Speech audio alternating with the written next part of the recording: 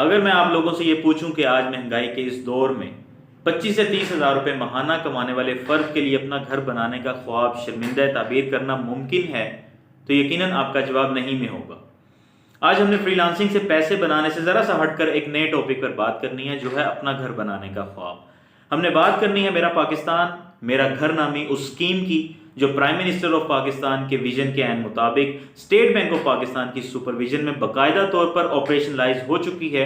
और इस स्कीम के तहत तमाम पाकिस्तानियों को, चाहे वो सैलरीड इंडिविजुअल हैं, बिजनेस पर्सन हैं या सेल्फ एम्प्लॉयड प्रोफेशनल्स हैं, 50 लाख रुपए तक फी कर्जे दिए जाएंगे, जिससे वो 5 या 10 मरले तक का घर अपना बना सकेंगे, या उससे कम या 10 मरले की हदूद के अंदर अंदर वो अपना घर या तो बना सकेंगे, कंस्ट्रक्ट कर सकेंगे, या फिर वो परचेज कर सकेंगे, या पहले से मौजूदा एक हाउसिंग यूनिट को एक्सपेंड या एक्सटेंड कर सकेंगे। इस वीडियो में हमने कवर करना है कि वो कौन से इंस्टीट्यूशंस हैं जो स्टेट बैंक की इंस्ट्रक्शंस पर आपके लिए साजगार साबित होंगे, लोन अवेल करने के लिए आपकी हेल्प करेंगे, आपको किस किस्म की पर्सनल या प्रॉपर्टी से रिलेटेड दस्तावेजात की ज़रूरत पड़ सकती है उस लोन फैसिलिटी को एक्वायर करने के लिए, या फिर आप उस लोन फैसिलिटी को अवेल करने के लिए एलिजिबल हैं या नहीं।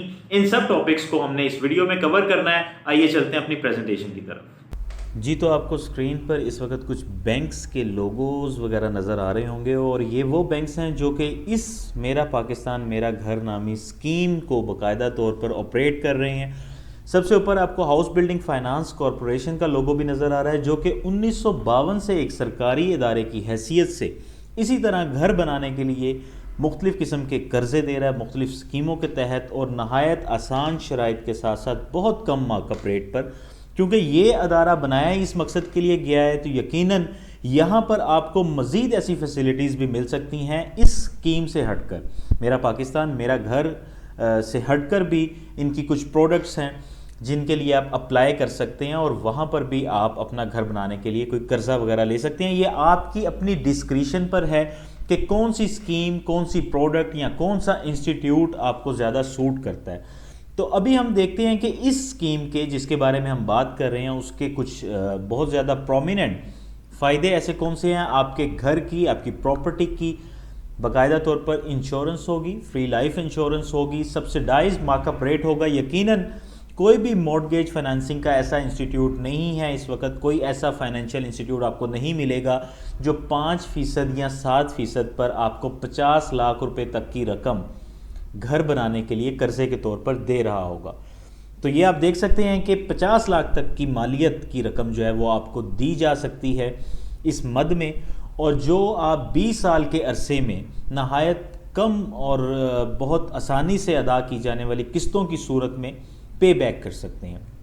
डॉक्यूमेंटेशन जो है वो बहुत आसान है, और प्रोसेसिंग भी इसकी इमरजेंट बेसिस पर अमल में लाई जाएगी, ताकि जो लोग अप्लाई कर रहे हैं जल्द अज जल्द, जो लोग उस अहलियत के क्राइटेरिया पर पूरा उतरते हैं, उनको लोन प्रोवाइड किया जा सके। उसके अलावा अगर आप अपनी प्रिंसिपल अमाउंट को डिडक्ट करवाने के लिए कुछ बैलून पेमेंट्स करना चाहते हैं और मुतय्यन मुद्दत से हटकर जल्दी अपना लोन ख़त्म करना चाहते हैं, अगर आपने 20 साल के लिए कर्ज़ा लिया है लेकिन 5 साल में ही आप वो अदा करना चाहते हैं, तो इसके लिए भी आपको कोई किसी प्रॉब्लम का सामना नहीं करना पड़ेगा। देखते हैं कि एलिजिबल कौन है इस स्कीम के लिए। वो तमाम पाकिस्तानी मर्द और ख़वातीन जिनके पास CNIC है वो इस स्कीम के लिए एलिजिबल हैं। उनके नाम पे पहले कोई घर नहीं होना चाहिए, सिर्फ ये उनका पहला घर होगा, ये पहली उनकी परचेज़ होगी, ये उनकी पहली कंस्ट्रक्शन होगी, और कोई भी फ़र्द सिर्फ एक मरतबा ये फैसिलिटी अवेल कर सकता है। यानी एक बार कर्ज़ा लेने के बाद दोबारा किसी को कर्ज़ा नहीं मिलेगा। कम अज़ कम सैलरी की हद जो है वो 25,000 रुपये रखी गई है। यकीनन 25,000 रुपये कमाने वाला कोई भी फ़र्द अपने पैसे बचाकर किसी भी तरह से एक घर बनाने का जो ख्वाब कोई देखता है उसको पाया तकमील तक नहीं पहुंचा सकता। इसलिए भी ये स्कीम जो है वो बहुत ज़्यादा अहम है। अगर कोई शख्स कारोबार से मुंसलिक है तो कम अज़ कम 3 साल से वो इस कारोबार से मुंसलिक होना चाहिए, और उसके पास बाकायदा डॉक्यूमेंटेड प्रूफ्स होने चाहिए। इसके अलावा अगर कोई शख्स किसी अदारे में मुलाजमत कर रहा है तो कम अज़ कम 2 साल मुद्दत होनी चाहिए उसकी मुलाजमत की। ये वो तमाम लोग हैं कि जो इस स्कीम के तहत अहल हैं इस कर्ज़े को अवेल करने के लिए। आपको इस स्कीम के तहत 3 तरह की ऑफ़र्स की जा रही हैं, जिसमें सबसे पहले आप अपनी प्रॉपर्टी पर, अपनी लैंड पर कंस्ट्रक्शन कर सकते हैं, ख़ुद से अपना घर बना सकते हैं। उसके बाद आप एक नया बना हुआ कोई घर जो अभी कुछ ही अरसे पहले बनाया गया है उसको ख़रीद भी सकते हैं, और पहले से बने हुए अपने घर की एक्सटेंशन या एक्सपेंशन के लिए भी आप इस लोन के लिए अप्लाई कर सकते हैं। उम्र की जो हद मुतय्यन की गई है उसमें कम से कम उम्र 21 साल होना लाजमी है, और ज़्यादा से ज़्यादा जो लोग सैलरीड इंडिविजुअल्स हैं उनकी उम्र 60 साल होनी चाहिए। जब तक उनका ये लोन, उनका ये पे बैक पीरियड जो आता है या लोन मैच्योर होता है, तब तक उनके पास, मिसाल के तौर पर अगर आप 20 साल मुद्दत के लिए अप्लाई करना चाह रहे हैं तो आपकी उम्र 40 साल होनी चाहिए अगर आप एक सैलरीड इंडिविजुअल हैं। अगर आप किसी कारोबार से मुंसलिक हैं, कोई सेल्फ एम्प्लॉयड प्रोफेशनल हैं, तो फिर आप 45 साल की उम्र में 20 साल तक की मुद्दत का लोन अप्लाई कर सकेंगे, ताकि जब आप उसको पे बैक कर रहे हो, मुकम्मल इंस्टॉलमेंट्स जो हैं वो पे कर रहे हो, तो आपकी उम्र 65 साल हो उस वक्त में। अब हम इसका मार्कअप स्केड्यूल देखते हैं, जो सबसे ज़्यादा एक्साइटिंग और सबसे ज़्यादा हेल्पफुल चीज़ है कि आपकी किस्तें बहुत मिनिमल सी कैसे होंगी। वो इस तरह से होंगी कि 3 टायर्स में फाइनेंसिंग की जा रही है। 3 मुख्तलिफ टायर्स हैं, 3 मुख्तलिफ ऑप्शंस इन्हें आप समझ सकते हैं। सबसे पहले टायर में आपको 5 मरले तक का घर बनाने के लिए लोन दिया जाएगा। वो लोन जो होगा उसमें पहले 5 साल आपको 5% मार्कअप चार्ज किया जाएगा, फिर 6 से लेकर 10 साल तक 7% मार्कअप चार्ज किया जाएगा प्रिंसिपल अमाउंट पर, और उसके बाद 11 से 20 साल तक 1 ईयर कायबोर, यानी कायबोर जो भी रेट चल रहा होगा, ये Karachi inter bank offered rate की बात हो रही है, जो कि हर साल जिसमें कुछ मिनिमल सी फ्लक्चुएशन आती है, उस कायबोर में 2.5% ऐड किया जाएगा। पहले टायर में फाइनेंसिंग की जाएगी उन जगहों को, उस लैंड को जो 5 मरले तक होगी, और उसका कवर्ड एरिया 850 स्क्वायर फुट से ज़्यादा नहीं हो सकता। इसी तरह दूसरे टायर में अगर आप देखें तो फाइनेंसिंग की जो एक हद रखी गई है वो 5 मरला रखी गई है, मतलब 5 मरले के घरों को फाइनेंस किया जाएगा। इसमें भी उसी तरह से पहले 5 साल 5%, अगले 5 साल 7%, और उसके बाद आखिरी जो 10 साल होंगे उन पे 1 ईयर कायबोर प्लस 4% का मार्कअप चार्ज किया जाएगा। टायर 3 में वो घर आएंगे जो 5 से 10 मरले के दरमियान में कहीं पर होंगे। उनका कवर्ड एरिया 850 स्क्वायर फुट से 1100 स्क्वायर फुट तक हो सकता है, 1100 स्क्वायर फुट से ज़्यादा नहीं हो सकता। यहाँ पर मार्कअप रेट थोड़ा सा बढ़ जाएगा, पहले 5 साल में 7%, उसके बाद 6 साल से 10 साल की मुद्दत तक के दौरान 9%, जबकि अगले 10 साल के लिए ये 1 ईयर कायबोर प्लस 4% होगा। यहाँ पर ये बात दोबारा मैं रिपीट कर रहा हूँ कि अगर आप लोन 20 साल के लिए लेते हैं और टायर 1 में आपने फाइनेंसिंग करवाई है, और पहले ही 10 साल में आप ये समझते हैं कि आप वो लोन पे बैक कर सकते हैं, या बैलून पेमेंट्स करके, कुछ बड़ी पेमेंट्स करके, या आप जितना भी सेटलमेंट बैलेंस है, प्रिंसिपल आउटस्टैंडिंग बैलेंस आप अदा करके, अगर आप चाहते हैं कि आपका लोन बिल्कुल ख़त्म हो जाए और आपका अकाउंट क्लोज़ हो जाए, तो ये भी आपके लिए मुमकिन होगा। ज़रूरी नहीं है कि एक बार डिसाइड करने के बाद आपको वो 20 साल तक मुसलसल बाउंड रहना पड़ेगा, ऐसा कुछ भी नहीं है। मैक्सिमम रेंजेस इन्हीं टायर्स में अगर हम देखें तो आप जो टायर 1 के तहत घर परचेज़ कर सकते हैं उसकी कीमत 35 लाख से ज़्यादा नहीं होनी चाहिए। इसी तरह टायर 2 में भी 35 लाख की हद रखी गई है, जैसे कि हमने पहले देखा कि वहाँ पे अप टू 5 मरला था, उसके बाद 5 मरला था। इसी तरह यहाँ पर 35 लाख दोनों टायर्स में, उस घर की कीमत इससे ज़्यादा नहीं होनी चाहिए। टायर 3 में उसी घर की कीमत जो कि 5 से 10 मरले का घर होगा, उसकी कीमत 10 लाख 60 लाख रुपए से ज़्यादा नहीं होनी चाहिए।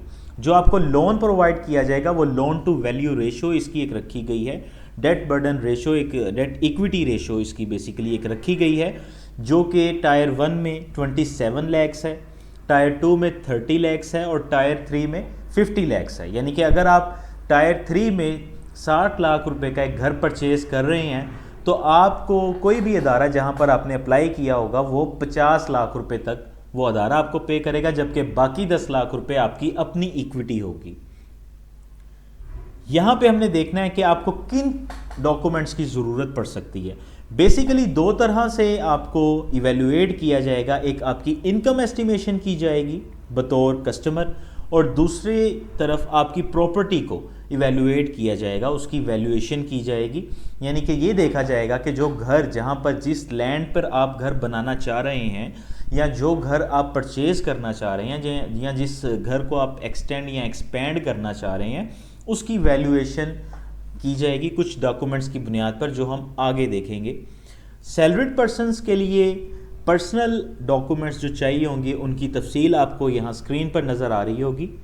एक तो स्टैंडर्डाइज लोन एप्लीकेशन फॉर्म आप फिल करेंगे जिसमें आपकी बुनियादी तफसीलात वगैरह दर्ज की जाएंगी। उसके अलावा आपकी CNIC की कॉपीज़ वहाँ पर आपको प्रोवाइड करना होंगी।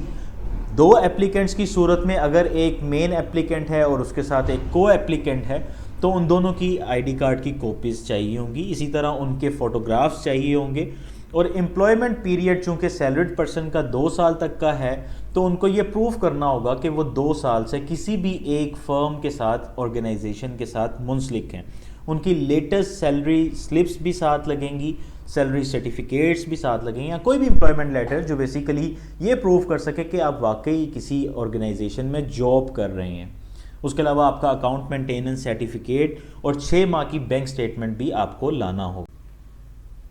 इसी तरह अगर हम सेल्फ एम्प्लॉयड प्रोफेशनल या सेल्फ एम्प्लॉयड बिजनेसमैन को देखें जो कारोबार से मुंसलिक हैं, तो वो भी एक लोन एप्लीकेशन फॉर्म फिल करेंगे। उसी तरह से CNIC की कॉपीज़ भी प्रोवाइड की जाएंगी, कलर फोटोग्राफ्स भी पे किए जाएंगे और 3 साल का उनको प्रूफ ऑफ बिजनेस प्रेजेंट करना होगा। वो जिस भी एरिया में, जिस भी इंडस्ट्री में, जिस भी फील्ड में अपना कारोबार कर रहे हैं, कम से कम 3 साल से उन्हें उस फील्ड में होना चाहिए। ये वो चीज़ें होती हैं जो इसलिए इंश्योर की जाती हैं ताकि बिज़नेस की स्टेबिलिटी को मेजर किया जा सके। ये देखा जा सके कि ये शख्स जो आज एक कारोबार की बेस पर लोन ले रहा है, क्या ये कारोबार ऐसा तो नहीं है कि 6 माह बाद ही बंद हो जाएगा, या ऐसा तो नहीं है कि ये शख्स कोई तजुर्बे कर रहा है। तो ये एक कॉमन सेंस की बात है, यकीनन ये चीज़ आपको समझ आ गई होगी। इसके अलावा एक्सेप्टेबल इनकम प्रूफ्स चाहिए होंगे। जैसे एक सैलरीड पर्सन है, वो अपने अदारे का कोई एम्प्लॉयमेंट लेटर, अपनी सैलरी स्लिप्स, अपनी बैंक स्टेटमेंट्स दिखा रहा है। इसी तरह से जो बिज़नेस पर्सन है वो NTN सर्टिफिकेट दिखा सकता है, अगर वो फाइलर है तो टैक्स रिटर्न्स भी दिखा सकता है, बैंक सर्टिफिकेट्स वगैरह दिखाकर वो ये प्रूव कर सकता है कि वो एक कारोबार को तकरीबन 3 साल से ऑर्गेनाइज कर रहा है, उसे रन कर रहा है। और इसी तरह से अकाउंट मेंटेनेंस सर्टिफिकेट वगैरह भी चाहिए होंगे। तो यकीनन आपको डॉक्यूमेंट्स की मद में भी ये चीज़ें समझ आ गई होंगी। और चाहे कोई सैलरीड पर्सन है, चाहे कोई सेल्फ एम्प्लॉयड प्रोफेशनल है, उनके जो पर्सनल रिकॉर्ड्स हैं या डॉक्यूमेंट्स हैं वो क्या हैं, वो आपको पता लग गए होंगे। अब प्रॉपर्टी से रिलेटेड डॉक्यूमेंट्स जिनकी आपको ज़रूरत पड़ सकती है वो आपको ज़हन में रखना है कि किसी भी किस्म का वो प्रूफ जो अलॉटमेंट, ट्रांसफ़र या फिर टाइटल डॉक्यूमेंट्स जो आपकी प्रॉपर्टी को मॉर्टगेज करने के लिए इस्तेमाल किए जा सकते हैं, वो आपको उनकी ज़रूरत हो सकती है, जिनमें आम तौर पर नकल इंतकाल, फ़र्द, अक्स शजरा विद डिमार्केशन, प्रॉपर डिमार्केशन, उसके अलावा सेल डीड या सेल एग्रीमेंट। अगर आप कोई घर ख़रीदना चाह रहे हैं तो उस शख्स के साथ जो आपकी इक्विटी की हमने बात की थी, वो इक्विटी इस सूरत में होगी कि आप उसके साथ एक सेल एग्रीमेंट करेंगे और ऑफ कोर्स उसको कुछ अमाउंट पहले पे करेंगे, तो उस केस में आपको वो सेल एग्रीमेंट भी साथ लगाना पड़ेगा। उसके अलावा अप्रूव्ड बिल्डिंग प्लान, अगर आप किसी जगह पर कंस्ट्रक्शन कर रहे हैं तो आपको वो वहाँ उस जगह का नक्शा अप्रूव करवाना पड़ेगा और उसका अप्रूवल लेटर भी साथ में लगाना पड़ेगा। तो ये वो कुछ पर्सनल और प्रॉपर्टी से रिलेटेड डॉक्यूमेंट्स हैं जिनकी आपको ज़रूरत पड़ेगी। मुझे उम्मीद है कि आपको इस वीडियो की वसातत से इस बारे में अच्छी तरह से अंदाज़ा हो गया होगा कि आप किस तरह से, क्या आप एलिजिबल हैं या नहीं हैं, किन अदारों का रुख आपको करना चाहिए और कौन से डॉक्यूमेंट्स आपको हमरा रखने हैं इस लोन फैसिलिटी को अवेल करने के लिए। जो एप्लीकेशन आपने देनी है उस एप्लीकेशन के साथ कौन से डॉक्यूमेंट्स आपको चाहिए होंगे। इस हवाले से अगर आपकी कुछ क्वेरीज़ हैं तो आप यहाँ पर भी पूछ सकते हैं। उसके अलावा इंटरनेट पर भी आप सर्च कर सकते हैं, रिस्पेक्टिव किसी भी बैंक में आप जाएंगे तो वो भी आपको बताने के पाबंद हैं। बाकायदा तौर पर स्टेट बैंक की तरफ से ये ऑफ़र है, ये इंस्ट्रक्शंस हैं कि अगर कोई बैंक आपके साथ ताउन नहीं करता और पॉलिसी के अकॉर्डिंग आपको लोन की फैसिलिटी देने के मामले में हेजिटेट करता है या किसी भी प्रॉब्लम का आपको सामना करना पड़ सकता है, तो आप एक अदद एप्लीकेशन स्टेट बैंक को भेज सकते हैं। उसके अलावा आपने ये चीज़ मद्देनज़र रखनी है कि पॉलिसी क्राइटेरिया के मुताबिक जिन भी डॉक्यूमेंट्स की प्रोविजन इम्पॉर्टेंट है उनका मॉर्फ होना, जाली होना या कोई भी जाली दस्तावेज़ात प्रेजेंट करने की सूरत में आप भी मुश्किल का शिकार हो सकते हैं।